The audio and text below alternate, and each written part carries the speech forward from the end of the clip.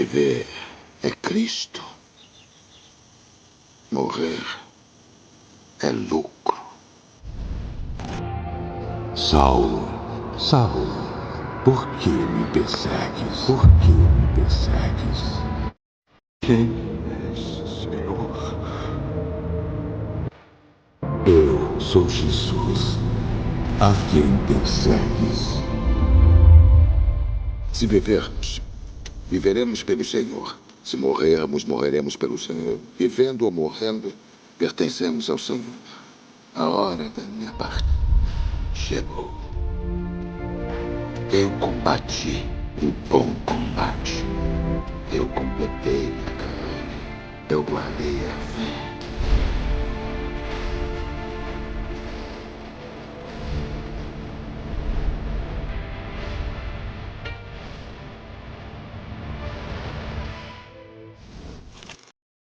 Muito bem, queridos, a paz do Senhor Jesus, sejam bem-vindos à aula introdutória do nosso curso sobre a vida do apóstolo Paulo, um vaso escolhido, não é? Queremos louvar a Deus pela vida de todos que já estão aqui e você que está assistindo essa aula gravada, não é? Que Deus te abençoe, que Deus possa usar essa 1 hora que a gente vai ficar aqui, 50 minutos, para abençoar a sua vida e você possa crescer um pouco mais na graça e no conhecimento do Senhor Jesus, tá bom?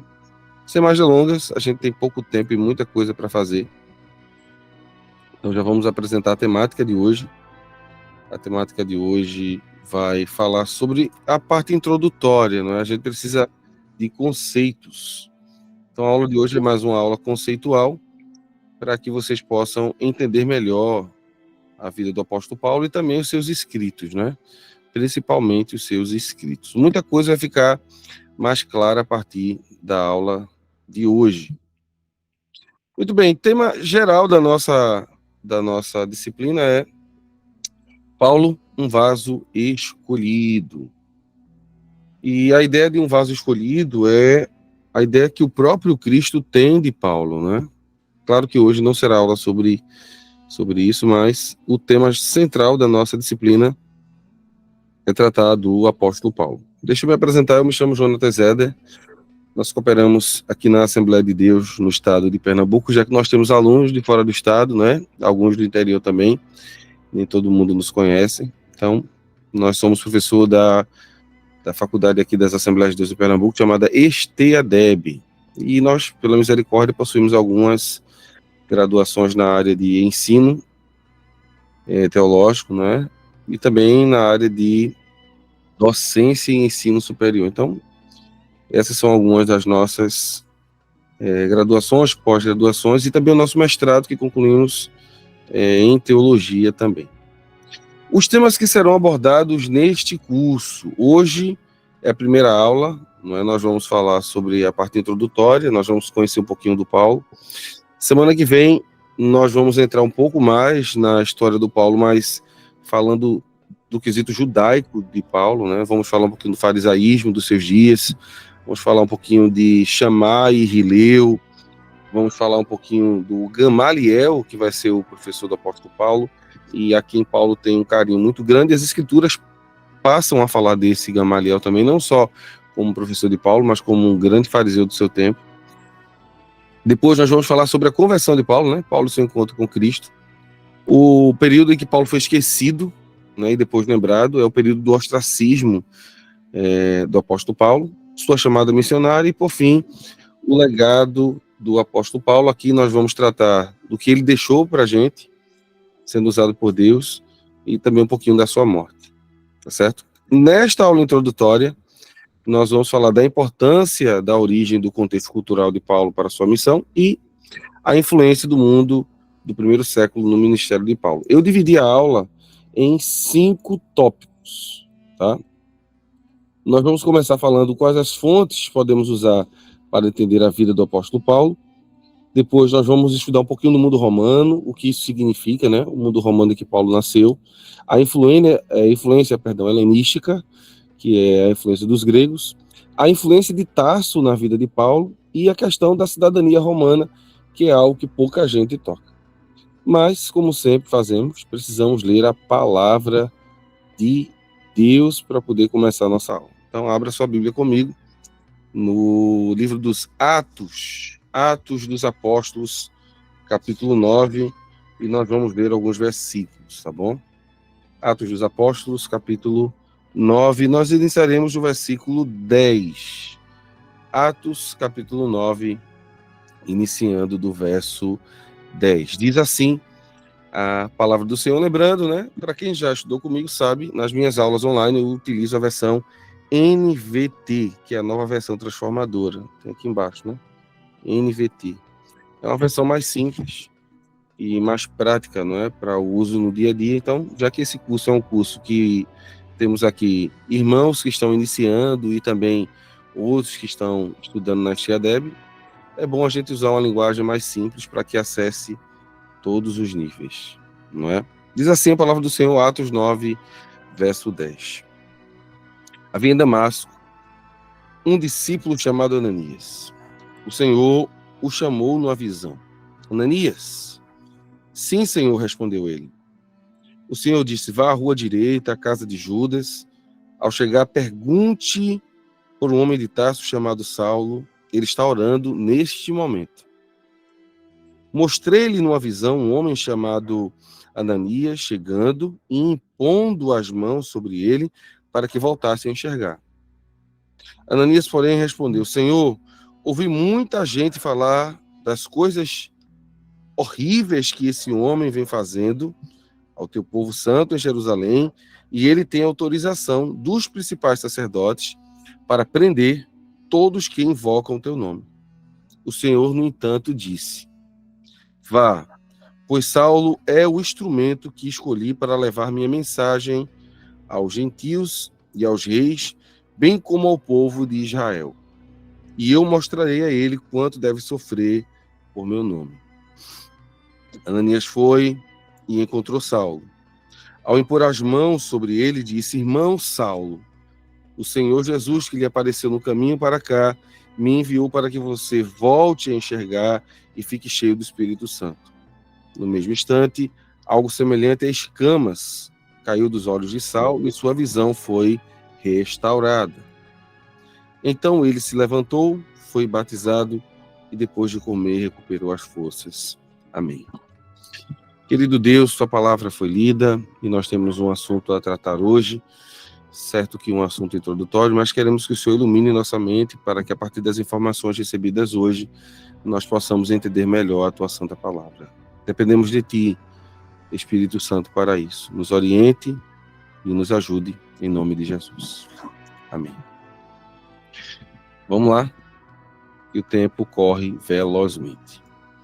Então, nós já sabemos os 5 pontos que eu vou tentar apresentar na aula de hoje, né? Desde quais as fontes nós vamos usar para apresentar a história do apóstolo Paulo, até a cidadania romana dele.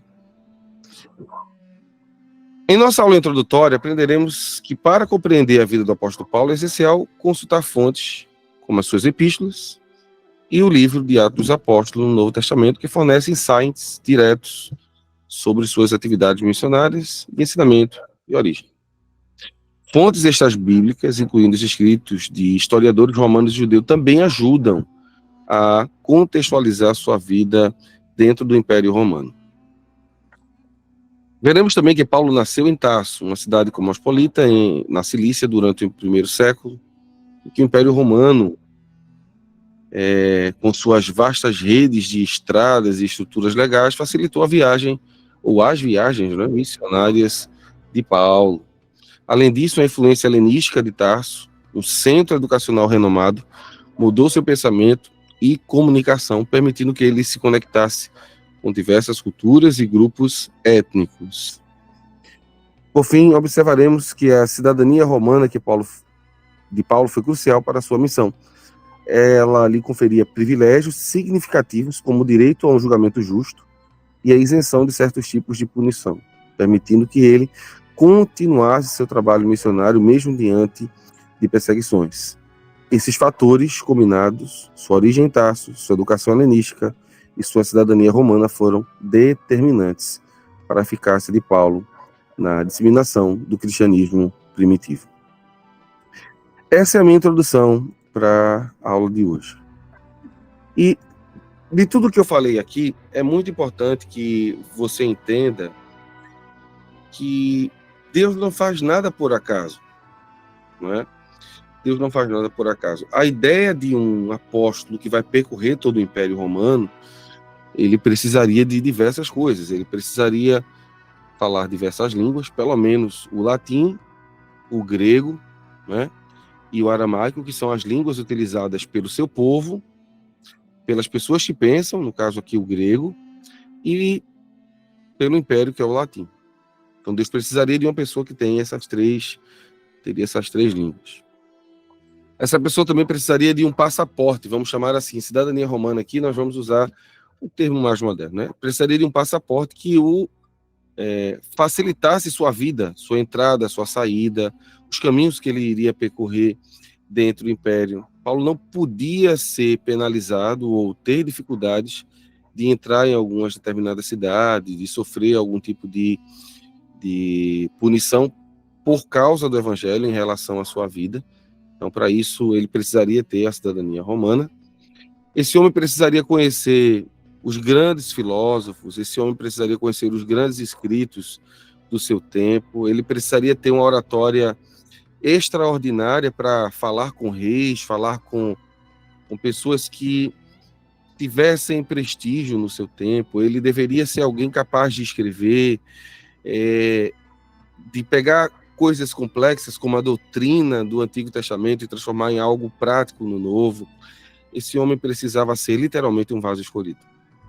Só que esse homem não sabe ainda, pelo menos na nossa aula de hoje, Saulo não sabe que ele será esse homem de Deus que Deus usará poderosamente. Ele era já um vaso escolhido, mas ele não sabia ainda. E a aula de hoje vai falar exatamente sobre isso, o momento que Deus está preparando Saulo para ser um vaso escolhido. Então, não se preocupe. O Saulo que eu vou tratar hoje, diferente do Saulo da próxima semana, que aparece muito mais nas Escrituras, é o Saulo pouco falado, ou quase não falado. É o Saulo que ainda é jovem, o período onde ele vive, a cidade onde ele vive, e tudo isso estará contribuindo para que, lá na frente, este mesmo homem que se tornará um perseguidor do cristianismo se torne o maior evangelista, o maior pregador do evangelho depois de Jesus. Tá bom? Então é muito importante a gente ter essa parte da história que não será contada nos cultos. Infelizmente, tudo que eu vou trazer hoje aqui, em sua maioria, não dá tempo da gente mencionar nas pregações. A não ser a questão de que Paulo era influenciado pela cultura helênica, não é? E que Paulo era um cidadão romano, mas pouco se explica sobre isso. Então, eu queria muito sua atenção sobre esse tema, já que a gente não costuma ouvir muito esse tipo de assunto. Passamos pela introdução e vamos então ao primeiro tópico da nossa aula. Quais fontes podemos usar para entender a vida do apóstolo Paulo? E eu me preocupo porque em nossos dias, bebam água. Em nossos dias, o que mais existe são fontes, documentos, são materiais. E esses materiais, eles devem ser usados com muito cuidado. Não é? Quais são os instrumentos que a gente pode utilizar, por exemplo, para uma boa pregação sobre o apóstolo Paulo? Primeiro, as famosas cartas autorais do apóstolo Paulo, né? São 13. E isso, claro, desconsiderando a carta aos Hebreus. Você tem o livro de Atos, que vai narrar o nascimento do cristianismo e, consequentemente, toda a vida de Paulo. Você vai ter algumas referências em fontes cristãs não canônicas, e quando eu falo de fontes cristãs não canônicas, entenda que são fontes fidedignas, como, por exemplo, os pais da igreja.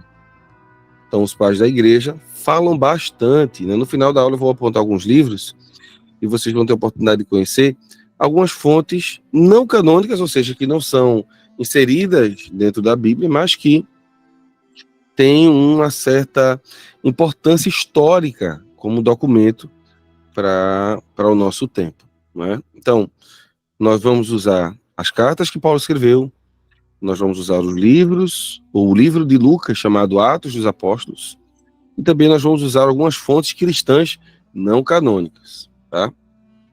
Eu coloquei uma observação aqui, muito cuidado com fontes apócrifas e as famosas pseudepígrafos, né? Essas fontes não devem ser usadas. E por que esse risco das fontes não canônicas chamadas de pseudepígrafos? Porque algumas pessoas, quando vão falar de Paulo, e eu estou falando isso de conhecimento de causa própria, né? Tivemos a oportunidade de, no mestrado, conhecer professores que não professam a fé como a gente, e eles utilizarem livros como esse, né? Atos de Paulo e Tecla, a narrativa é um romance, que vai falar sobre quem era Paulo no primeiro século, na visão, né, de um presbítero que eu vou mencionar já já. E nesse livro, ele trata de falar um pouquinho das características de Paulo, né? Ele diz que Paulo era baixinho, ele não tinha cabelo, ele era careca, as pernas de Paulo eram arqueadas, ou seja, ele era como se fosse cangaia, não é? As pernas para dentro, as suas sobrancelhas unidas, o nariz um pouco adunco, né? Ou seja, ele tinha o nariz curvo e cheio de graça. Essa ideia de cheio de graça é a graça do Espírito, né? Dentro do contexto de Paulo e Tecla, ele é cheio do Espírito, né? Cheio da graça de Deus, é alguém cheio do Espírito Santo. Então, quando a gente vai fazer uma pesquisa para pregar sobre Paulo, a gente não pode utilizar de fontes espúrias, como, por exemplo, Atos de Paulo e Tecla. Atos de Paulo e Tecla não era nem considerado pelos pais da igreja. Então, a gente não pode pegar uma informação desse livro e trazer para a nossa realidade de hoje, principalmente na pregação, como se fosse algo, vamos dizer assim, verdadeiro. Se os pais da igreja que viveram no mesmo período, como, por exemplo, deixa eu apresentar a vocês aqui um deles, eu fiz questão de trazer um deles para falar hoje, historicamente, claro, né, ele já está com o Senhor, mas eu trouxe o querido Tertuliano, né, Tertuliano de Cartago, né, um dos pais da igreja. Ele vai criticar veementemente essa obra ao dizer o seguinte: ele argumentou que o texto foi uma invenção de um presbítero da Ásia Menor, que foi deposto por sua autoria. Tertuliano estava particularmente preocupado com a representação de Tecla, batizando-se a si mesmo, ao que ele via como uma violação das normas eclesiásticas. Então, para vocês terem uma ideia, esse livro é tão absurdo que o batismo mencionado por Tecla, né? Tecla é uma moça, ela é noiva de uma pessoa importante em Roma, segundo o livro, tá? Nesse livro aqui, Literatura Cristã Primitiva, do Philip Bellenhauer, é um livraço, olha o tamanho do menino. Ele vai tratar de argumentar sobre os livros que foram aceitos, né, e os livros que não foram aceitos e por que não foram aceitos. Então, a informação de Paulo e Tecla desse livro aqui é uma das piores possíveis, né? Os pais da igreja, em sua maioria, né, até Agostinho de Hipona, por exemplo, ele via com ressalvas, porque do livro de Atos de Paulo e Tecla até Agostinho é quase 300 anos, 200 e poucos anos. E Agostinho já olhava ele com reserva. Mas existem eruditos hoje, ditos cristãos, que utilizam-se, não é, dessa visualização de Tecla sobre Paulo como verdadeira para colocar, por exemplo, em alguns livros. Já encontrei em livros cristãos, né, de cristãos assim, ortodoxos, esse comentário. Já ouvi ministros falando sobre isso. Mas uma boa pesquisa sobre Paulo, né? Por exemplo, o Charles Ferguson, né, que a gente vai tratar desse livro na próxima aula, A Vida e os Tempos do Apóstolo Paulo. Eu só fiz uma citação dele na aula de hoje. Mas nesse livrinho aqui, o Ferguson faz questão de utilizar as fontes que ele tem dos pais da igreja para não estar precisando utilizar fontes espúrias como pseudepígrafos. Então, fica aqui a minha dica. Quando for estudar um personagem, seja ele qual for, utilize as fontes coerentes, para que você não diga algo que contradiz as escrituras. Por exemplo, batismo na Bíblia não pode ser feito por você mesmo. O batismo na Bíblia tem que ser feito por um ministro, né? Deve ser imergido, a pessoa submergida e depois imergido das águas, em nome do Pai, do Filho e do Espírito Santo. E no livro de Atos de Paulo e Tecla, Paulo não batiza a Tecla, ela se auto-batiza. Então, Tertuliano olhava para isso como esse livro pode ser utilizado no dia a dia. Então, se ele falha em questões teológicas, em princípios bíblicos, por que eu vou aceitar os princípios históricos? Então, é muito importante que você entenda que livros como este, né, não só este, mas outros evangelhos, não é a aula de hoje, mas outras obras feitas no primeiro e segundo século devem ser lidas com muito cuidado. E é claro, aqueles que destoam do que as escrituras falam, e os pais da igreja, principalmente os discípulos dos discípulos, né, são chamados de pais da igreja, não aceitavam, a gente também não deve aceitar. Então, basicamente, as minhas fontes, nas minhas aulas, nós não usaremos a metodologia de livros apócrifos ou pseudepígrafos, ok? Vamos ao segundo ponto da aula, que é quando eu vou tratar sobre o mundo romano em que Paulo nasceu. Uma coisa muito importante que todos nós precisamos estar atentos é que o mundo da época de Paulo era um mundo diferente do nosso. Faz 2000 anos isso, né? E o mundo de Paulo é um mundo onde os romanos dominam tudo. Eles dominam a política, eles dominam as guerras no militarismo e eles também dominam o poder religioso. Então, eles têm as 3 grandes potências para governar o mundo. Ó, os romanos dominam a política. Então, só governa, e a gente vai tratar disso já já, só governa quem eles permitem. Segundo, eles dominam a área militar. Então, os maiores exércitos do mundo pertencem a Roma. Logo, ninguém entraria em conflito com Roma, a não ser que fosse louco, né? Roma varreu nações, destruiu grandes impérios, não é? Que diga os gauleses, não é? Que foram quase que totalmente dizimados pelo César, não é? E outros, né? Estou falando aqui um pouquinho de história para que a gente possa entender como complexo é esse período. Quando Paulo nasce, ele nasce possivelmente, a gente vai ver isso melhor na próxima semana, no mesmo período que Jesus, talvez 3 ou 4 anos depois de Jesus. Paulo tem uma visão muito romana do mundo, porque ele mora não em Jerusalém. Paulo mora em Tarso. Já já a gente chega lá. Mas é importante notar que o poderio romano, ao dominar a religião, ao dominar a política e ao dominar o militarismo, eles mudaram o mundo. O mundo será o que os romanos desejam que ele seja. Então, eles conquistaram esse direito pela força, né? Tinham um dom de colonizar os governos e tinham legiões de soldados. Eu coloquei aqui embaixo, eles eram literalmente os donos do mundo, né? Mas tinha uma coisa interessante nos romanos, eles permitiam pessoas que fossem colonizadas, caso aceitasse a ideia de pertencer ao império, elas poderiam ser integradas ao Império Romano. Então, como é que isso acontecia? Primeira coisa que a pessoa fazia para pertencer ao Império Romano, abria mão da sua própria cidadania. Então, você é judeu, passa a ser romano. Você abre mão dos seus deuses, você passa a adorar as divindades romanas. E você faz parte agora integrante do exército de César. É por isso que eles ganharam diversas guerras, né? Eles aglutinavam outros exércitos aos seus, prometendo, já já a gente vai ver isso, muita coisa, inclusive riquezas, terras, né? E é nesse período que Paulo nasce, né? Fora de Jerusalém, lembra disso. Paulo não nasce em Jerusalém. Paulo é da cidade romana chamada Tarso. Vamos em frente, que por incrível que pareça, já estamos indo para meia hora de aula. O tempo voa. Para vocês terem uma ideia, tudo que está de vermelho aí, tudo que está de vermelho aí, pertence ao Império Romano. Então, é o mundo inteiro antigo. O mundo inteiro antigo é isso aí. Claro, você tem aqui embaixo o Egito, que é dominado pelos romanos, né? Os Ptolomeus, gregos, conseguiram anexar. E aí, quando os romanos resolveram dominar o mundo, também conseguiram tomar o poder dos Ptolomeus e aí controlaram também o Egito, né?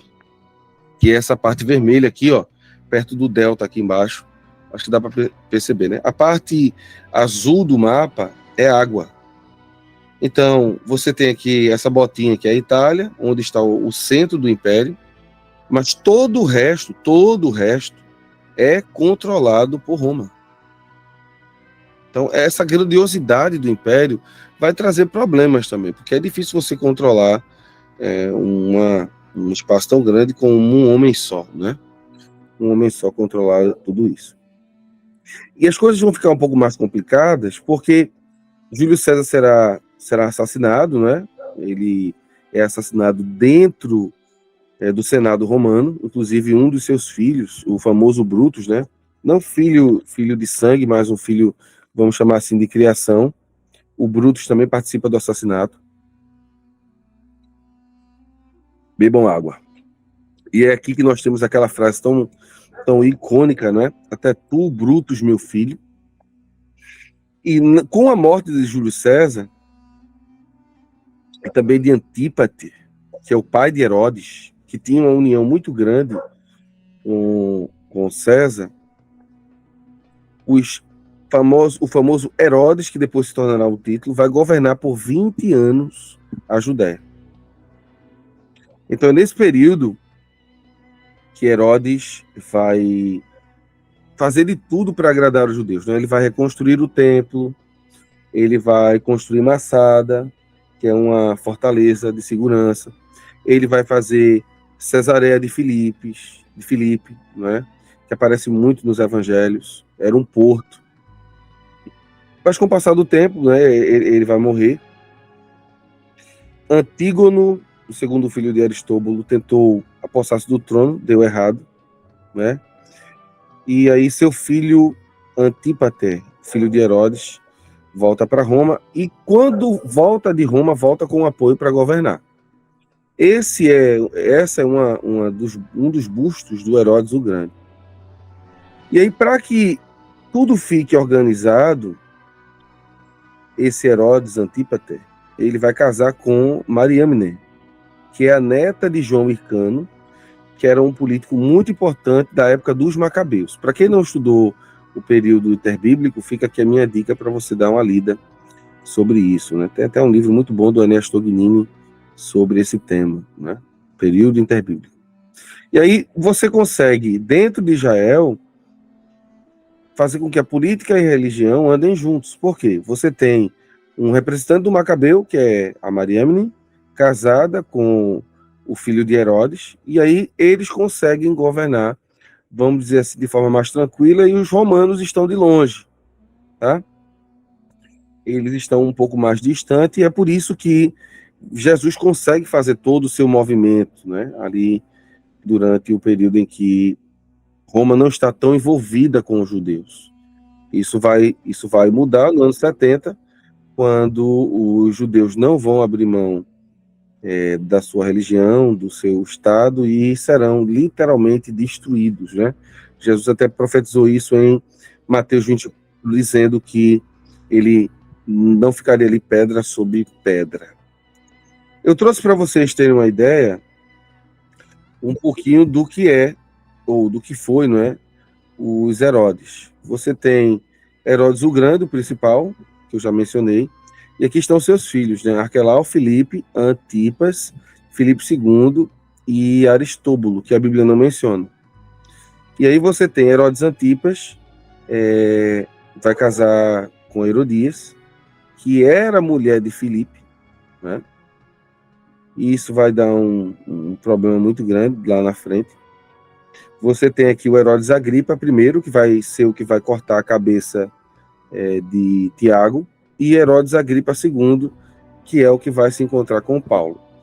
Então, dos que eu estou mencionando aqui, apenas Aristóbulo não é mencionado na Bíblia. Dos Herodes, apenas o Aristóbulo não é mencionado. Não se preocupe, tudo isso é para vocês assim que eu terminar a aula.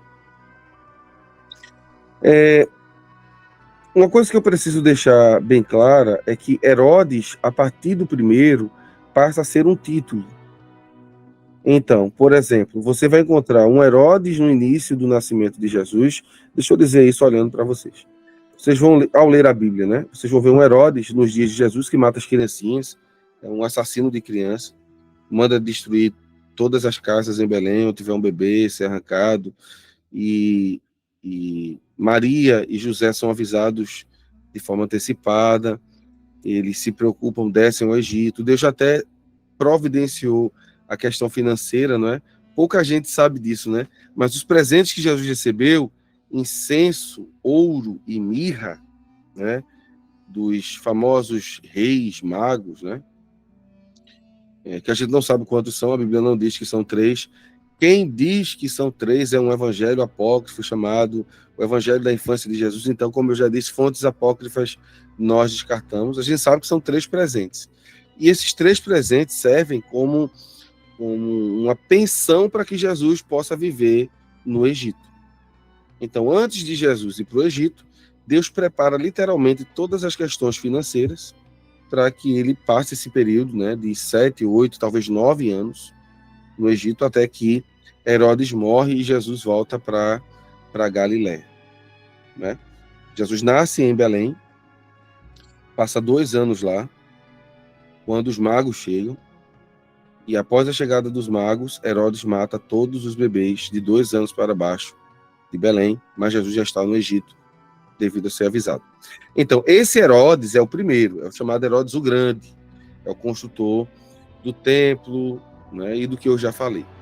Os outros Herodes que aparecem na Bíblia, vamos ver agora, são títulos, porque os filhos são tão frágeis, e a palavra é essa mesmo, né? São tão frágeis no sentido de poderio político, eles não têm muitas condições. Inclusive, o Herodes, que fica ao sul, né? Ele perde o seu controle para Pilatos.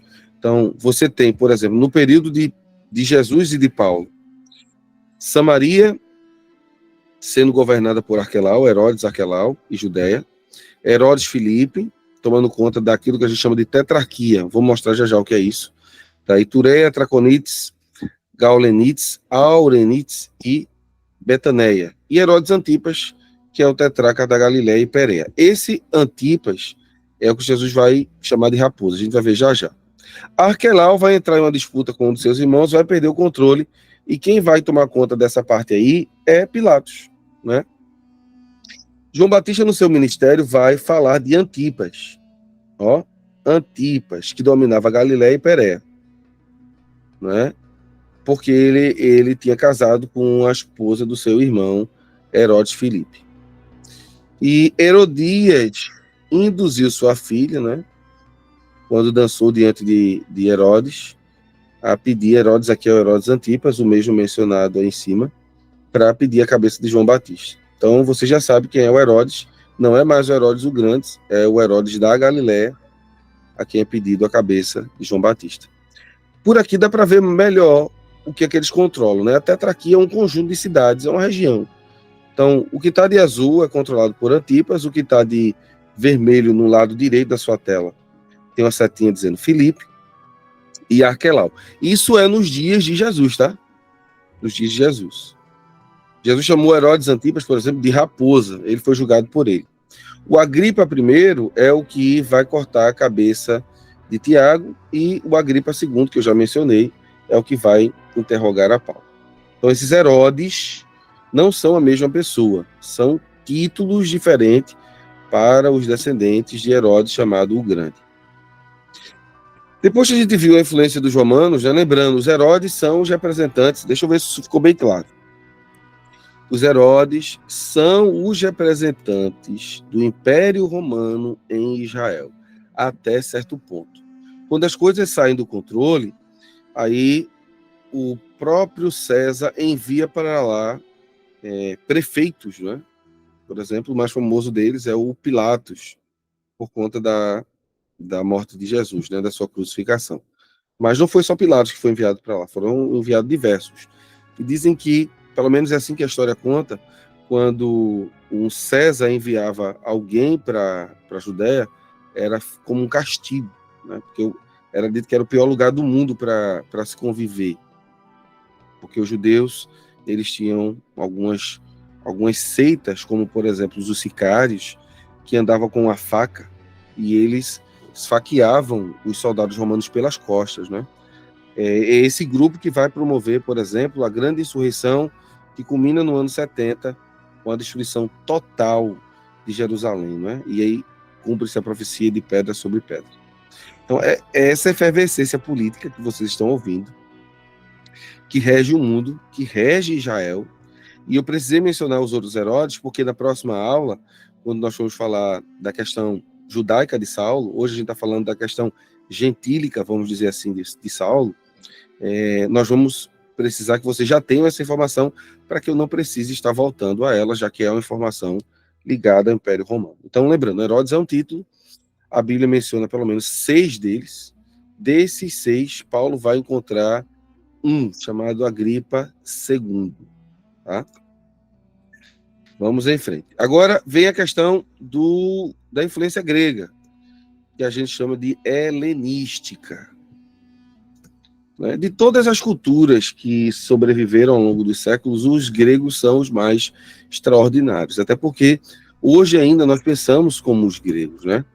A influência é tão grande na cultura, na literatura, no conhecimento, nas artes. Os gregos influenciaram, porque a foto não ficou inteira, mas isso aqui é uma corrida nas Olimpíadas da Grécia, né, cerca de 2 séculos antes de Jesus nascer. Então, os gregos conseguem literalmente helenizar pelo menos a mente dos homens, né? Os homens, até os homens modernos, né, ainda são influenciados pela cultura de Platão, de Aristóteles, do próprio Sócrates e de outros. Paulo não estava fora dessa influência, né? Paulo lia os poetas gregos. A gente sabe disso, né? A gente sabe que Paulo, além de ler grego, Paulo falava e escrevia em grego. Esse é o responsável pela grande mudança do patamar do Império Grego, né? O famoso Alexandre o Grande. Ele vai tomar o mundo que a gente conheceu agora há pouco como romano. Ele, antes dos romanos, toma o mundo para ele e tenta helenizar o mundo. Tá?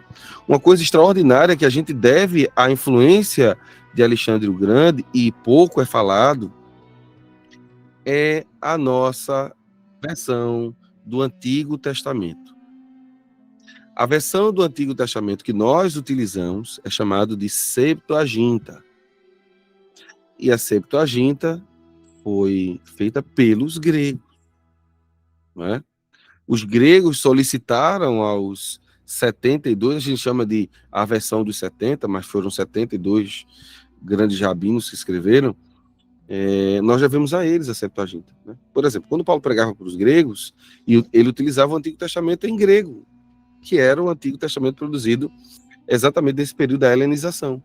Então, foi uma forma, embora os judeus não gostassem disso, né, porque os judeus são ultranacionalistas, ou seja, eles querem Deus só para ele, a sua religião só para eles não desejam partilhar o seu Deus com ninguém, isso desde Jonas até lá atrás, né, outros personagens bíblicos que não aceitavam que outras nações pudessem abraçar o Deus de Israel.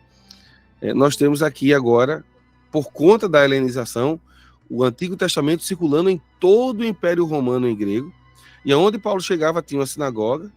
Naquela sinagoga ele poderia ler o texto grego diante das pessoas, porque alguns séculos antes os gregos prepararam o terreno. Eu acho lindo, olha, como historiador, eu acho lindo observar como esses movimentos, né, do próprio Deus estão acontecendo para quê? Para que o evangelho corra ao mundo, não é?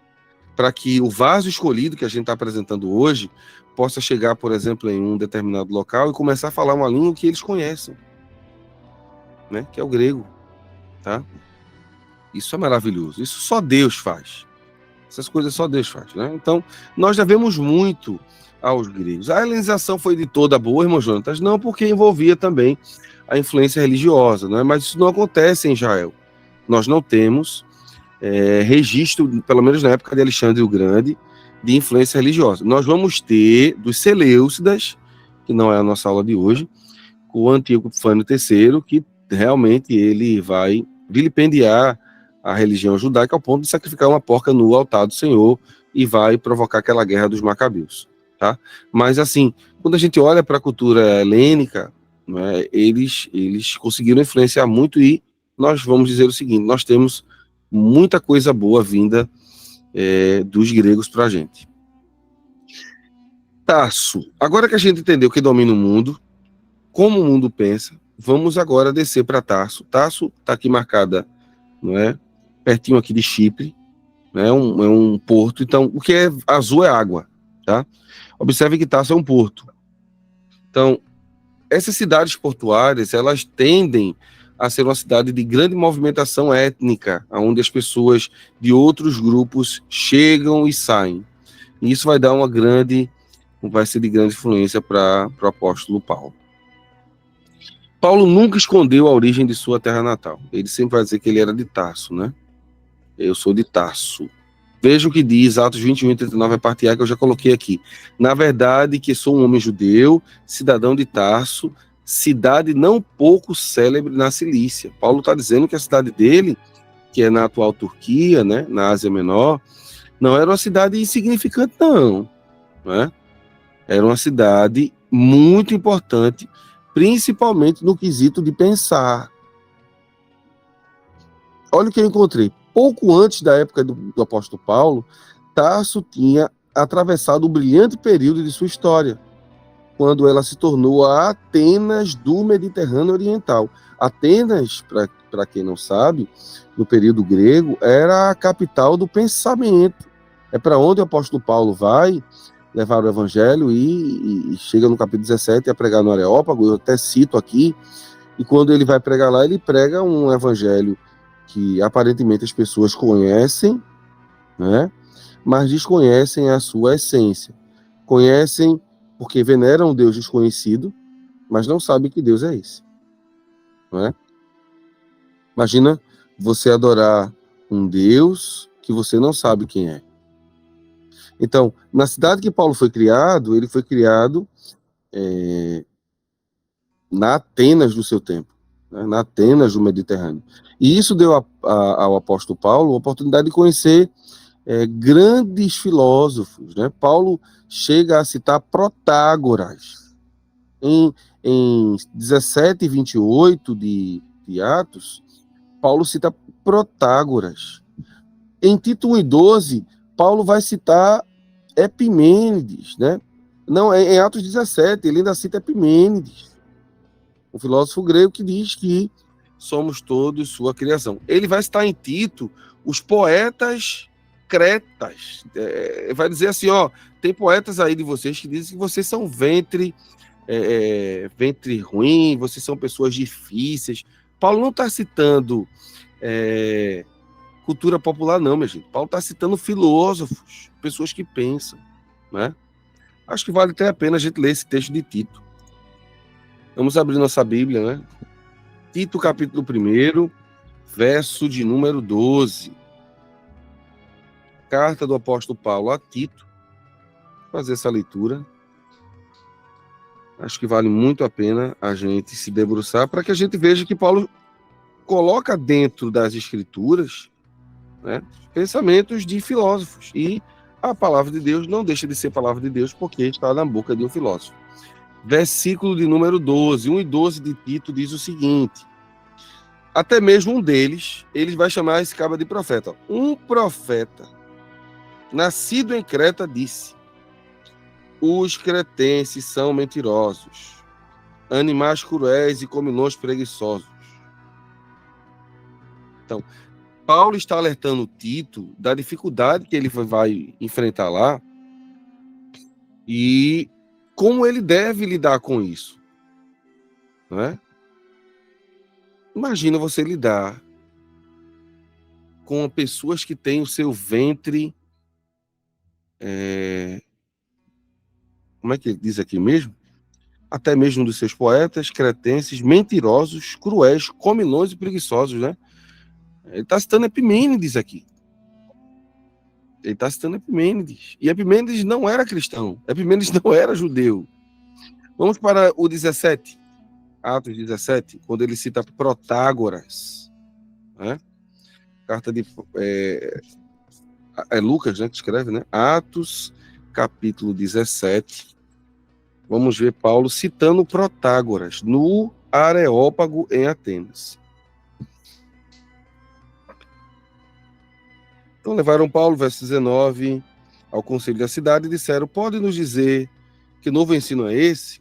Verso 20. Você diz coisas um tanto estranhas. Queremos saber o que significa. Aí ele vai pedir para explicar. Verso 22. Então Paulo se levantou diante do conselho e assim se dirigiu aos seus membros.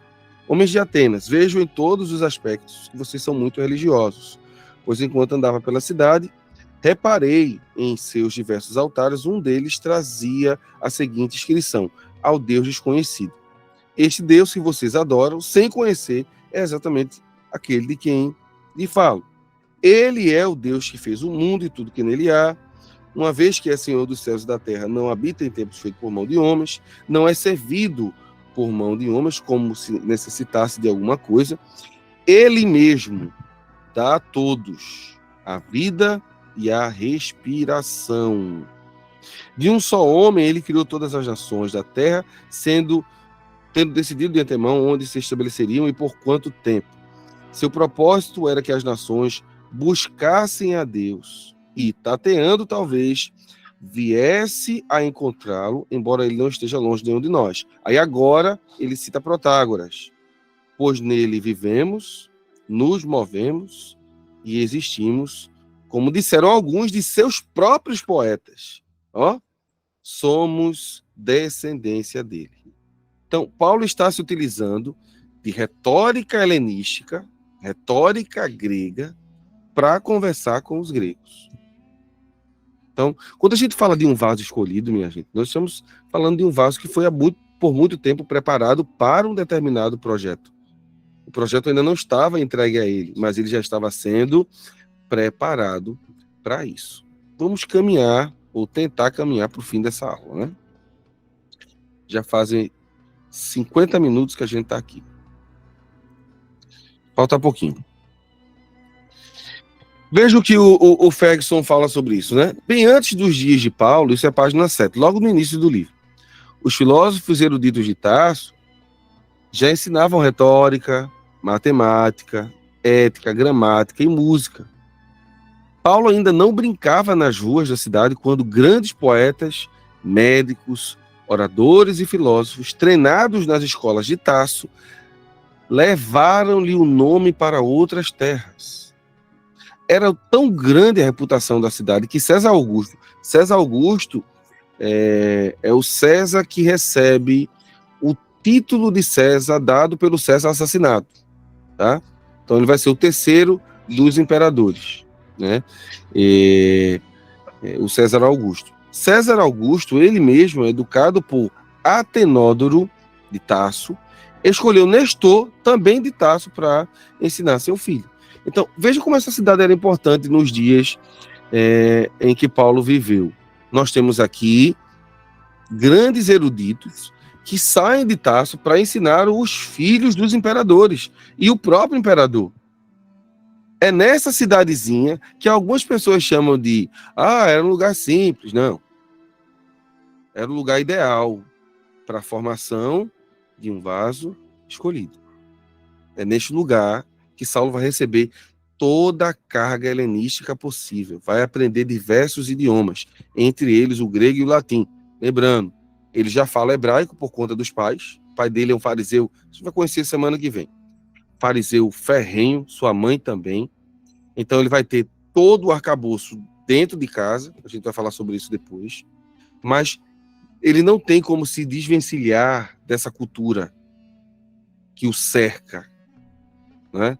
Paulo aprende latim, aprende grego, aprende poesia, aprende retórica, né? Um dos métodos mais maravilhosos que Paulo vai utilizar era a diatribe, né? Que até hoje é utilizada por professores. E o que é a diatribe?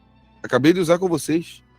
É um método de falar e fazer as próprias perguntas, como se a pergunta estivesse vindo do próprio aluno. O professor ensina e ele sabe que aquele ensinamento vai despertar no seu aluno uma dúvida, então ele já cria a dúvida e novamente responde. Essa ideia muito presente em Romanos, né? Nós viveremos no pecado por conta disso, para que a graça seja maior? É claro que não, ele já responde. Então, a ideia da diatribe é pensar o argumento e já pensar a sua resposta. E isso Paulo não aprendeu em Israel, Paulo aprendeu em Tarso. Paulo aprendeu em Tarso. Você não vai ver Pedro utilizar esse mecanismo. Nem Jesus se utilizava disso. Então, o vaso escolhido, e quando estou dizendo nem Jesus, é porque Jesus falava para judeu. Talvez os judeus não entendessem. Os judeus não entenderam Jesus falando na linguagem deles. Imagine se Jesus utilizasse diatribe, né? A diatribe é utilizada por Paulo na carta aos Efésios, na carta aos Gálatas e em Romanos, por conta da cultura do seu tempo. E isso ele aprendeu aonde? Ele aprendeu em Tarso. Ok? Vamos terminar falando da cidadania romana e sua importância. Esse livro do Ferguson é extraordinário, tá, pessoal? Extraordinário. A gente vai usar muito ele aqui. Em casa, ela termina de ler essa questão de Tarso. A cidadania romana originalmente era restrita a nativos livres da cidade de Roma. Mas à medida que o controle romano da Itália e das terras do Mediterrâneo se ampliava, a cidadania era conferida a várias outras pessoas de certas províncias seletas que não eram romanos por nascimento, que é o caso de Paulo. Paulo não é um romano de nascimento, né? Então, o que é que o cidadão romano tem direito? Né? O que é que o cidadão romano ganha em ser cidadão romano? Primeiro, ele vai poder votar. E é claro, né? Nós vamos ter 3 ditadores e imperadores, né? A gente chama imperadores, mas são ditadores, que não vão ter, não vão dar esse direito. Mas a ideia de direito ao voto é concedida aos cidadãos romanos do sexo masculino. Ele poderia votar em assembleias, participar de eleições, né? Ele poderia ter um casamento legal. E essa ideia de casamento legal permitia, por exemplo, que as suas riquezas passassem para o seu filho legítimo. Isso aqui é algo extraordinário. E ninguém poderia tomar isso, né? Porque ele era um cidadão romano. Então, mesmo se Roma entrasse em um determinado lugar, que a gente vai ver isso acontecer muito em Israel, e fosse tentar fazer algo com um cidadão romano, eles não podiam, tá? A questão do direito à propriedade, isso incluía suas casas, suas terras, seus bens, não poderiam ser tomados nem mesmo pelo Estado. Nós temos o direito ao comércio, nós temos o direito de apelação, e essa ideia de direito de apelação é quando o cidadão romano se sentisse condenado por um tribunal inferior de forma injusta, ele diria: eu não aceito a condenação daqui, eu apelo para as instâncias superiores, chegando, por exemplo, ao próprio César, que Paulo vai fazer, né? Direito de servir ao exército romano, que para muita gente aqui é um dever, mas quando a gente olha a ideia de exército romano, a ideia de exército é totalmente diferente da nossa, né? Por exemplo, os exércitos que conquistavam os grandes estados, as grandes províncias, eles tinham direito a benesses, né, a prêmios, eles ficavam com terras. Então, ser um cidadão romano e ser um guerreiro de Roma era muita coisa, né?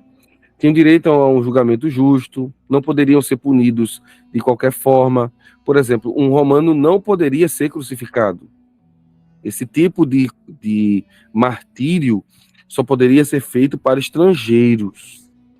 Se a pessoa tivesse cidadania romana, mesmo que ele fosse acusado de traidor, ele não poderia ser punido com crucificação. Isso é interessante. Tinha direito de recorrer a leis romanas, né, que eram diferentes das leis do mundo todo. Então, o nosso direito hoje, né, eu tenho alguns amigos advogados, inclusive até alguns aqui, sabem que a base do nosso direito de hoje é ainda a base do direito romano. Tá? E também poderia se mudar para Roma, que é o que Paulo vai fazer. Não sei se prestaram atenção quando leem a história de Paulo, que em um dado momento Paulo diz assim: eu vou para Roma. Nem todo mundo pode morar em Roma. Mas Paulo, como cidadão romano, pode. Quando Nero expulsou os judeus de Roma, né, depois que disse que eles tocaram fogo lá, Paulo permanece. Pedro morre, né? Pedro morre, crucificado. E aí vem as lendas de cabeça para baixo e tal, mas não é o nosso tema. Paulo vai ser preso, depois vai ser solto, depois vai ser preso de novo e vai morrer martirizado. Mas a morte de Paulo, diferente da de Pedro, é uma morte honrosa, né? Perder a cabeça por decapitação, naquela época, era uma morte indolor. Olha que coisa absurda. É um corte só, que tira a cabeça do membro, então a dor, ela não dá nem tempo de chegar ao cérebro. Não sei se você sabe, mas quando a gente põe a mão em uma superfície quente, não é de imediato que a gente sente a quentura. Né? Existe toda uma terminação nervosa, né? Eu, pela misericórdia, estou estudando neurociência na área da educação, isso é fantástico, pensar como é que isso aqui funciona. E aí, quando você bota a mão numa superfície quente, existem algumas frações de segundos até que as informações recebidas aqui cheguem ao seu cérebro. É por isso que pessoas que sofreram um acidente de carro, bateram aqui ou mais embaixo, né? Dependendo do movimento. Se foi aqui, perderam o movimento daqui para baixo. Então ele não consegue sentir dor em parte nenhuma do corpo. A pergunta é por quê? As terminações nervosas não funcionam mais com o cérebro. E é por isso que ele não mexe e nem sente dor. Não sente dor. Não morre, no sentido de apodrecer, mas também não se move. Por quê? Porque as terminações nervosas não funcionam. Então, uma morte honrosa em Roma era a decapitação. Isso porque fazia com que a pessoa não sentisse dor. Interessante isso, né? Pouca gente comenta. Vamos em frente. Eu acho que a gente já está perto do finzinho. Por isso, quando questionado pelo tribuno, né, em Atos 22, 27 e 28, dize-me, és tu romano? Ele disse sim. E respondeu o tribuno, eu com grande soma de dinheiro alcancei este direito de cidadão. Paulo disse, mas eu o sou de nascimento. Essa questão do nascimento de Paulo ser cidadão romano de nascimento é porque em uma das guerras de César, a cidade de Tarso se ofereceu, né, e os seus soldados para guerrear a favor de César. A guerra foi vencida, então César concedeu a todos eles o direito de ser cidadão romano. E a cidadania romana era passada de pai para filho. Então, o avô de Paulo provavelmente participou da guerra, a gente vai ver semana que vem. Isso passou de direito do seu pai, que passou para Paulo. Então, Paulo era um cidadão romano de nascimento. É isso que ele diz. Tem um texto em Atos 16, quando Paulo leva aquela surra, a gente vai ter tempo de conversar sobre isso quando eu falar das viagens missionárias. Será uma das nossas aulas. Paulo leva uma surra no meio da rua, e aí no outro dia, né, depois do terremoto, dele ter cuidado ter pregado para o carcereiro ter cuidado dele, ele volta para a prisão, aí no outro dia o carcereiro chega todo animado e diz assim, Paulo, você vai ser solto, os líderes da cidade mandou você ir embora. Ele disse, pode não. Não é assim que se trata o cidadão romano. Eu quero que todas as autoridades venham aqui, peçam desculpas, é assim que está no texto, e nos tirem daqui. Vocês espancaram o cidadão romano em praça pública, vocês não podem fazer isso. E se você prestou atenção, vai todos os cidadãos de prestígio para dentro da cadeia pedir, pelo amor de Deus, para Paulo ir embora.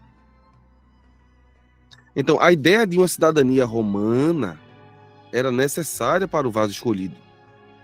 Lembrando, minha gente, eu estou formando um mosaico. Quem trabalha comigo há mais tempo, quem já assistiu às minhas aulas, sabem que as minhas aulas, elas não terminam quando terminam. Né? Então, a aula de hoje não vai terminar hoje. Ela só termina semana que vem, que não termina na semana que vem, até a gente fechar toda a temática. Então, o que a gente aprendeu hoje? Pelo menos 5 coisas. A primeira, que eu devo ter cuidado com as fontes que eu vou usar para estudar Paulo. Né? No caso, hoje, Paulo. Mas também Jesus e os apóstolos. No caso, hoje, Paulo. Eu devo evitar os pseudepígrafos e livros como Atos de Paulo e Tecla. Não faz sentido um cristão utilizar algo que os pais da igreja não concordavam, né? Nós aprendemos hoje que o Império Romano dominou o mundo antigo e que os Herodes foram seus vassalos por muito tempo e controlaram lá no período que Paulo ainda era criança e morava em Tarso. Nós vimos o poder de influência da cultura helenística ao ponto de mudar a forma de pensar do mundo. E isso fez com que, por exemplo, Tarso, uma cidade da Cilícia, na atual Turquia, se tornasse um lugar onde pessoas aprendessem o grego, aprendessem a conviver com os filósofos, a fazerem operações aritméticas. Eles eram aculturados. E, por fim, aprendemos a lição sobre a cidadania romana, concedida apenas às pessoas que lutavam pelo César ou pessoas que pagavam. No caso de Paulo, ele recebeu a sua cidadania de nascimento, ou seja, foi recebida a partir do seu pai e do seu avô, que lutou pelo César. Tem um outro texto que eu citei aqui, a gente não falou, mas é a última parte da aula, 16, 35 a 40, né, quando mandam ele sair. Ele evocou sua cidadania aqui. Ele também vai evocar sua cidadania quando alguém vai dizer assim a ele, tu vai ser morto pelos judeus. Aí ele diz assim, eu quero ser julgado por César. Quando Paulo diz isso, minha gente, Paulo está dizendo que nenhum julgamento, deixa eu olhar para vocês para dizer isso olho no olho, né? Essas verdades são boas dizer olho no olho. Quando Paulo diz assim, eu apelo para Roma, ele disse a Agripa, eu apelo para Roma.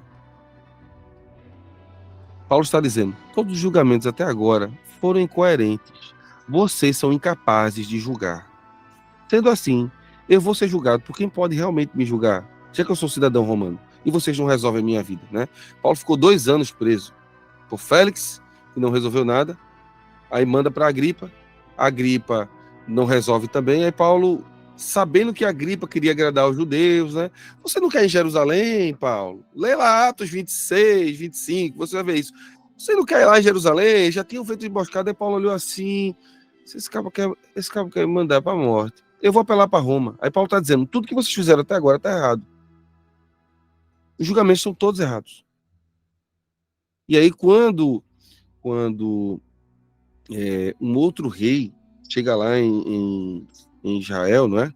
Para julgar Paulo, ele diz assim, Festo e Agripa, né? Eles dizem assim, esse homem não tem condenação nenhuma contra ele. Aí Festo diz a Agripa, me ajuda a tecer algum comentário para mandar para César, porque eu não sei nem o que eu vou escrever sobre ele. Eu vou dizer o quê? Eu estou mandando esse rapaz para ser julgado aí, porque ele disse que viu um morto-vivo. Esse é o julgamento dele. Querem matar ele porque ele viu um cabo que morreu? Sim, que a gente mesmo matou. Não tem crime nenhum nisso, não. Eu sei, mas ele apelou para Roma, né?